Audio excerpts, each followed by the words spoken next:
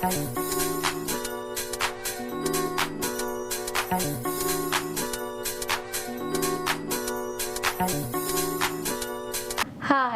and welcome to Why Not with Janice, and I'm your host, Janice, helping others to reach their goals. I want to introduce you. I got a great show today. I have a wonderful lady here. Her name is Karen Howse. She is a pastor at Cornerstone Christian Center in South Chicago Heights. She's going to talk to us about her trials and tribulations of being a mom, being a pastor, being a woman in general in business. Her son has Down syndrome, plus she's a writer and full-time pastor. So we're going to talk to her about being a woman and all those trials and tribulations that she had to go through. Okay? Well, let me welcome her to our show. Hi, Karen. Hi. Thank you and welcome for coming to the show. Thank you. It's an honor to be here. Thank you. Can you please tell the audience a little bit about yourself? Oh, about me? Yeah. My husband and I have pastored this church now for 39 years. Mm-hmm. And so Jonathan is 38. So he's raised and born and raised in this church. Mm-hmm. Well, he was actually born in Iowa, but we came here when he was a baby. Oh, okay. So we've been very, very blessed with wonderful people here who watch out for him and take care of him, make sure he's included in things, just treat him, since we had Jonathan, we've treated him as much normal as we could, as much as a normal child, because that is how you make sure he's fitting in with the world and, able to function. Right, that's what I wanted to ask you. And having him, I know some parents, unfortunately, they wind up holding that more of a crutch for a child versus treating a child like a regular child, like nothing's wrong. And that's what you did for Jonathan. Yeah, he got the same disciplines as our daughter. It might just be a little bit later. You have to make sure he understood, Right. And we've always insisted and that he behave himself appropriately. Okay. We've seen some Down syndrome people who were very disruptive, like in churches and stuff, and he's never done that. Oh, okay. He sits in church with me every Sunday, just like anybody else, And we've always insisted that he behave himself so that he can function in the world appropriately. Okay. Because when we first had Jonathan, it was before they had early intervention. It had just started. And so his first therapist told us, she said, a Down syndrome person has 2 strikes against them already. They have a tendency to look a little funny. Okay. And then they might act funny, And then she says, if they cannot behave themselves appropriately, that's like 3 strikes and you're out. Oh, wow. It's so important. She says discipline is just as important with him as it is with your normal child. Okay. And so that's the way we've done it since he was born. And you have another child too? Yes, she's 2 years older than Jonathan. Okay. She's married and has 3 kids. Okay. And so, and they get along pretty good. They get along better now than they used to be. Okay. Used to be, they were just like a regular brother and sister. She'd walk by him and slap him in the head and say, brat. He'd try to come back with something, real cool to say to her and say, stupid, but he never really got it. Okay. She tormented him until finally I said, he's going to get bigger one day. He's going to stand up out of that walker and come after you. And he did. He did. She ended up running and hiding, Civil rivalry. Yeah, he's very. And my husband and I, ironically, we are both only children. Oh, okay. So we never understood the sibling rivalry. Oh, really? No. Sometimes I would look at those two and think, oh my gosh, they're both crazy. We're raising crazy people in this house. Yeah. So, no, but they did real good, and she's very good to him now. They go on dates once in a while, and she'll take him to the show. Oh, okay. They're still close. Yeah. That's good. Oh, yeah. And so, and all the grandkids are good with him. It's a struggle sometimes for them to understand Okay. you know, the difference. And then I have a wonderful son-in-law, her husband, George, and he's great with Jonathan. Jonathan just thinks George is just the living end, you know. Really? So that's wonderful when that happens. Oh, Especially okay. if you just have 2 kids and you're only children, because then you don't have any relatives around you, Okay. you know. Like Because you weren't from here. You said it was No, California we're or both from something. California. California, okay. Yeah. And so, but he was born in Iowa, Waterloo, Iowa. Oh, okay. And so then we came here when he was just a new baby. Okay, so it's really the only place he knows Yeah. and feels comfortable and grown up Yeah, at. basically, yeah. Yeah. Oh, okay. And he functions very, very well.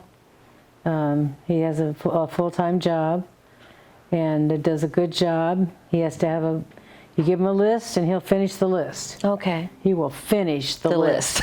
You know, he's got that OCD thing. Oh, okay. Well, that could be a plus, possibly. That's okay. a plus in that Okay. area. Okay. You know, Mary will give him a list and say, this is what you have to accomplish today, and he'll work until it's all finished. Oh, perfect. So he does really good. He does Okay. really, really good. And I'm very proud of him for that. And I'm a part of the church. I'm active in the church. Not as active as I used to be, but I am active in the church. And like I say, we pastored here 39 years, so it's been a long time. Right. It has. It's a wonderful place, and the people love us, and they love our son and our daughter. Now, when Jonathan was first born, did you get any help or any education? Or you had to learn it all on your own? That's why I wrote this, Okay. because there was nothing. Nothing. They hadn't started the early intervention yet, like I said. And all they gave us was some medical journals, Oh, okay. which I immediately threw in the trash. I couldn't understand them. I didn't know what they were talking about. And it was horrible. Really? It was just horrible. And the option given to you 39 years ago, unlike today, the option given to you then was put him in an institution. Oh, okay. Just leave him there. Which, you know, my husband said, no, he's our son and he's going home with us. And so it was, you know, it was a struggle from day one. I mean, there were many physical problems, you know, inability to eat, things like that. Oh, really? And you just pray a lot, and you just walk through these things the best that you can. You get up in the morning when you have a special needs child, and sometimes when any of your children. Right. And yeah, because we all have problems with our kids. Right. You know, you get up in the morning and you do what has to be done. That's all. Right. You see what has to be done. Sometimes it's a horrible mess. Sometimes it's a good day. Sometimes things go really well, and sometimes you're just so glad that the day is over. You could cry, you know. Right. So, but as they get older, things change. So we've been very, very blessed with him. Very blessed. Now, how did you manage coping and a career? And one of the reasons why I definitely wanted to have you on the show, I know some people that they just had a child in December that has numerous deformities and special needs issues. So I want you to give them some advice also later on the show. But how did you manage to balance children, especially a child with special needs, and also a career? Because church, being a pastor, that's demanding. We're all pulling on a pastor's arm for help. So how did you stay upbeat, but possibly, I don't know, stressed doing that too with Jonathan? Well, they start school very early. Okay. They leave on the little yellow bus in the morning. Oh, really? Yep. Oh, okay. I remember the first day he ever rode the bus, my husband followed the bus in his car. He wanted to know how long it took them to get him to school, and it was unacceptably long. Okay. So we had to change that and make sure he got off okay and who was meeting him at the bus. And, you know, we were always around. Okay. But they start school very early. They start early intervention. He started having training when he was only like 9 months old. Wow, I didn't know. Yeah. But see, what you have to understand about someone with Down syndrome, or probably many other problems, that like for instance, if you take a normal child and you sit them on the floor when they're born, Okay. they will eventually roll over all by themselves. They will sit up. They will do the things that children do. Where with Jonathan, we had to teach him how to sit up. Okay. Greg would sit him between his legs on the floor and force him to sit up because their muscles in their back and the muscles in their stomach are not balanced the way they're supposed to be. And so if you held Jonathan, you could never hold him like facing you. Okay. You always had to hold him facing out because all of a sudden he would jump and he would just go backwards because those muscles would tighten up. Okay. You know, no, he didn't do it. He wasn't doing it. It was just a thing that happened. Okay. So everything that he did, he had to be taught. Okay. That's why they start the early intervention, which was a tremendous blessing. Was there a lot of governmental help, or you had to go through your own insurance or pocket for help? Not for us. No. Not the government. Wow. No, I think insurance might have picked up some of it, but no. Do you know if they have help now, or is it just pretty much? I would imagine whatever their setup is in their insurance or what have you. Okay. I don't know. We've always done everything on our own, so. Well, I'm assuming that put extra stress financially too. And then being pastors, it's not like you get paid a whole lot of money. No, and it's, you know, God always takes care of you, and Jonathan belongs to the Lord, and we dedicated him to the Lord when he was born, and he's God's problem. It's his responsibility, you know. Okay. And he's always taking care of us and taking care of our kids, and I have absolutely no complaints about that. Okay. Very, very thankful. But when he was first born, when I started to give birth to him, I knew there was something wrong. I just, in my heart, I could feel it, you know. And plus I had Christine to compare it to, because she was only a year and a half old. Okay. So it wasn't that far away from the last childbirth. And I told my husband in the delivery room, I said, something's wrong. I know something's wrong. But then he was born, he had 10 toes and 10 fingers. Like, yeah? Yeah, so I figure, you know, whatever. So when did you find out, or? It was about 20 minutes after he was born. Oh. They had taken me back to the room. And I was, you know, feeling pretty good. I was thinking, well, all right. And then they came in and said they suspected that he was, and they used the old term that they never use anymore, so forgive me, but they said they suspected he was mongoloid. Oh, okay. And so at that moment, it's only because God shows up that you can bear that, because it's like a ceiling falls on your head. It's an incredible experience. It's a grief that you never really get completely over, you know? Right. And so I asked the Lord, I said, because I immediately jumped to, this is because of things I've done in the past. And so I told my husband that, and he said, no, it's not. And so I told God, I said, I need something now. I have to have something. And the scripture he gave me is where the disciples asked Jesus, why is this man blind? And Jesus says, so that I will be glorified. Yeah.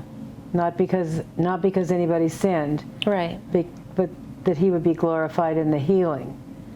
And that's the scripture that I've stood on all these years. 39 years, that's my scripture for Jonathan. Yeah. And so that was what God gave me, and that is what got me through that.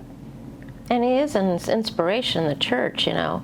He mingles in fine, you know, loves sometimes to go on the altar and address the congregation. Every once in a while we let him get up and rap. He's a rapper.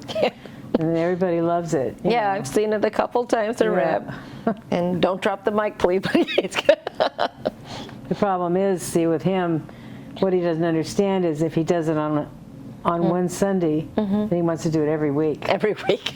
So that doesn't connect, you know. No, you can't do it again next week. No. Maybe on your birthday. So, but anyway, that's how that got started. Okay. I'm trying to remember exactly how you asked me that. You know, Now, when you get older, did it get easier for you? Because you also had a career at the church. yeah, I was working full-time in our school at that time. And then you got all the pastor stuff, you know, constant pastors running the church. Now, did you also have Jonathan at the school church? No, he's never gone to our school. He never went to the school? No. He's always been in a satellite needs. class, Okay. which is separated from, you know, the classes will be separated inside the school. Right. He's always been in normal school. Okay. He graduated from HF, he graduated from high school, they let him walk.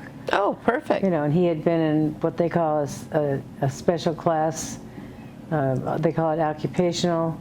He had a wonderful teacher for years. Just see, that is the one thing you cannot neglect to say, that God puts people around you. Right. Oh my! I have a section in my book where I thank certain people.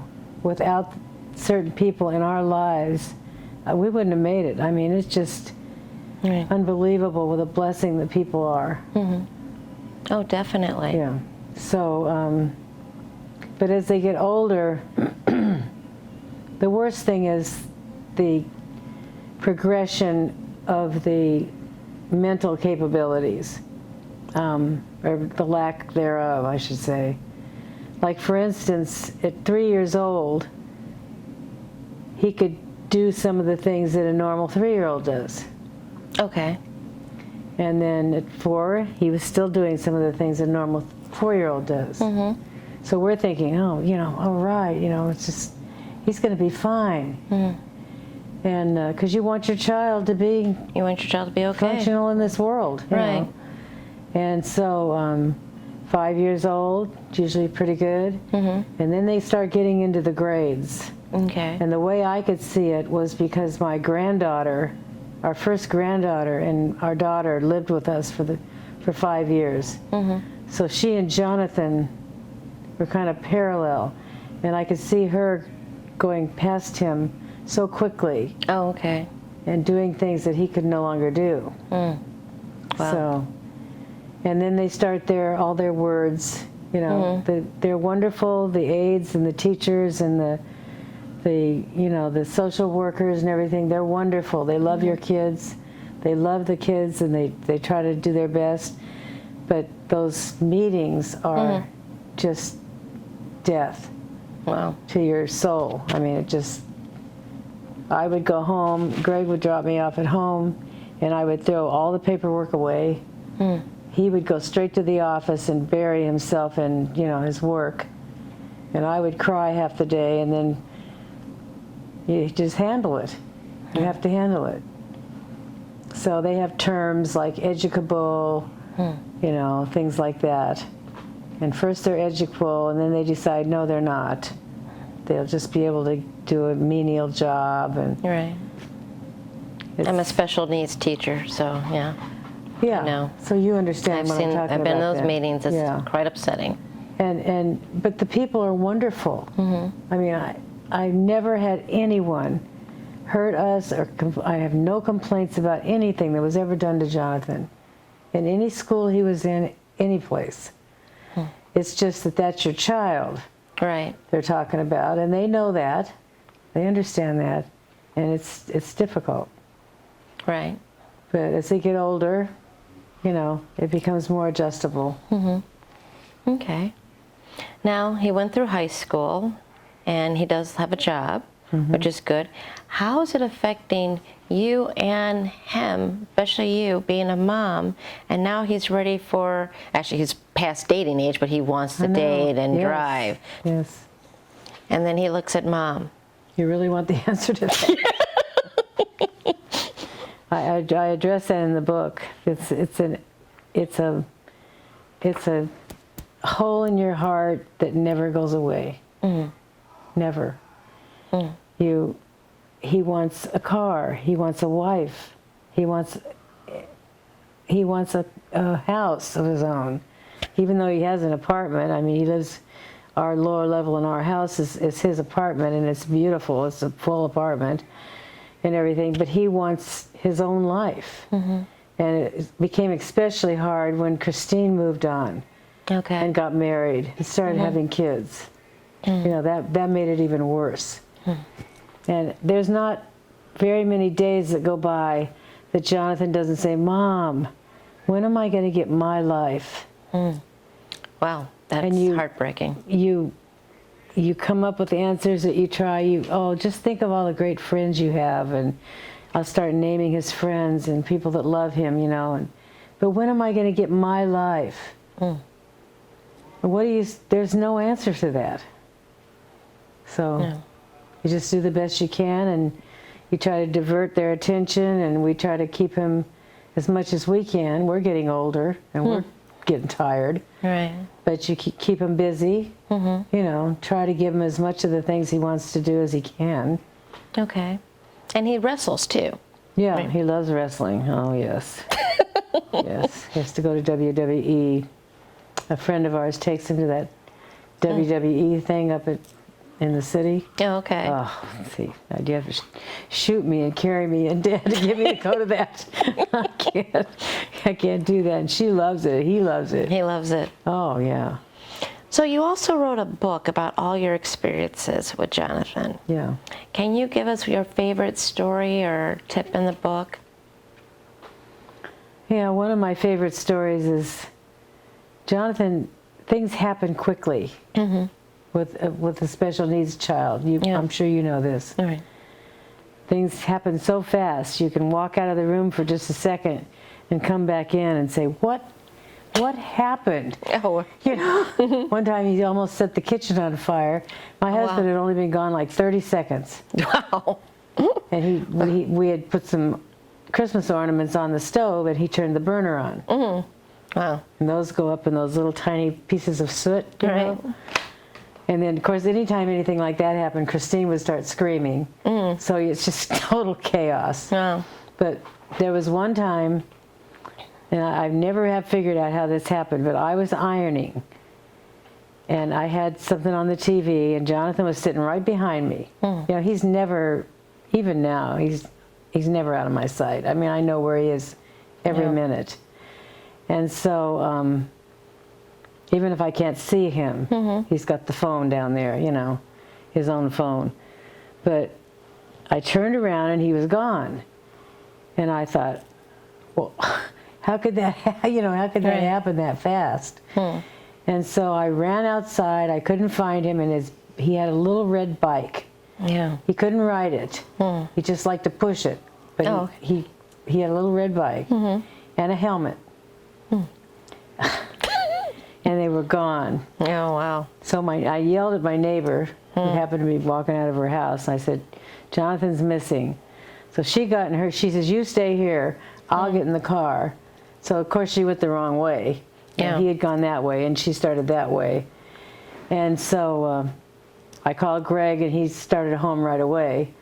And so I called the police, the Glenwood police, and I said, "My son is missing," and I described him and what he had on, and you know, that he had some special needs and what have you. Right. And so the police immediately were out trying to find him.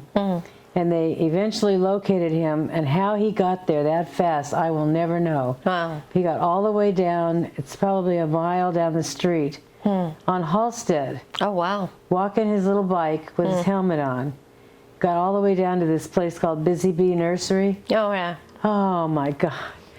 And they found him down there. Wow. And so A lot by of then strange I adventures with him. had 3 heart attacks, you know. Right. So the policeman called me, and he says, "We found him." I said, "Oh no, that couldn't be him. That wasn't long enough for him to get down there." He said, "It's him." It's him. Just like that. And so I was standing out on the front lawn as the cop car came around the corner, Oh, okay. and I could see Jonathan in the back seat, that little bald head sticking up. It's weird how angry you can get when you've just been very worried, and then you see them and you just Oh my gosh, Right. So the cop pulled into the driveway. He walked around, took his bike out of the trunk, and he walked around and he opened the door for Jonathan to get out of the car. Okay. And Jonathan wouldn't get out of the car. I wouldn't get out of the car. He looked at me and he says, "No, I'm waiting for Dad. I'm going to wait for Dad."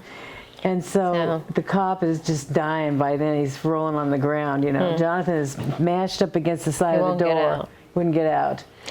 Now, do you have a piece of advice? And I want to let everyone know, Pastor Karen has her book out. You want to hold the book up at least. And you can write her to get information on how to purchase the book. You can write her at K, the letter K as in kite, C as in Karen, K as in kite, C as in cat, Howse, Howse, writes, the word writes, WRITES @gmail.com, and you can find her there, write her, and she'll tell you all about how to get her book. But also with the book, if you can give us, we only have a few more minutes, unfortunately. Can you at least give us some advice for a mom real quick on having to deal with special needs and still be you? You have to let people help you. You have to let people help you. At the same time, watching out for the negative stuff. Okay. Because even when he was first born, there was a couple of people who said, "Oh, you would be much better off if he died." Wow. Because he will hinder your ministry. I mean, that's the kind of stuff you hear. Wow. It's unbelievable to me. So definitely close your ears to all the negativity. Yeah. And there was another time, I hope I have time to tell this, but that when we were in Waterloo, just before we left Waterloo, and came here, we had gone to a minister's meeting, a pastor's meeting, and they had all heard we had a handicapped child. Oh. And so, but I was determined, I'm going to make it out of the house this time. I'm going to take him somewhere. Right. So I decorated this cute little bassinet and put him all in his little green outfit, and he looked so cute. Walked in with this room full of pastors, right? Not one person looked at him. Wow. No one looked in the basket. You know what happens when you walk in with a new baby. Yeah, you walk in a baby, everyone wants to see and touch and pick a baby. Nobody looked at him. Wow. They didn't even acknowledge he was there. Wow. And so Greg stayed for the meeting, and I went into the back bedroom and cried the whole time.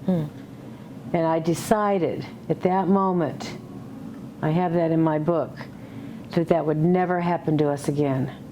That we would be Jonathan's advocates. Okay. And that's what we've been all these years. He can't speak for himself sometimes. Right. He can't figure something out for himself sometimes, so we do it. And we protect him from that kind of hurt. Right. I will not allow anyone to hurt him like that again. Okay. Well, it's very inspiring and a great book. I'm hoping people will check the book out. KCHOWSE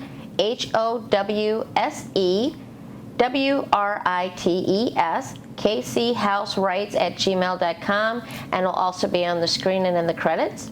Thank you very much. This episode was on just inspiring a woman inspiration for her son and for her life as a pastor. And this is Why and Why Not with Janice.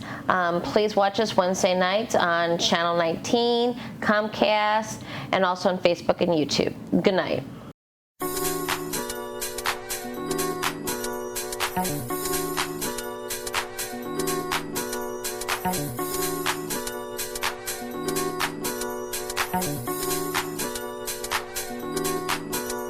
Bye.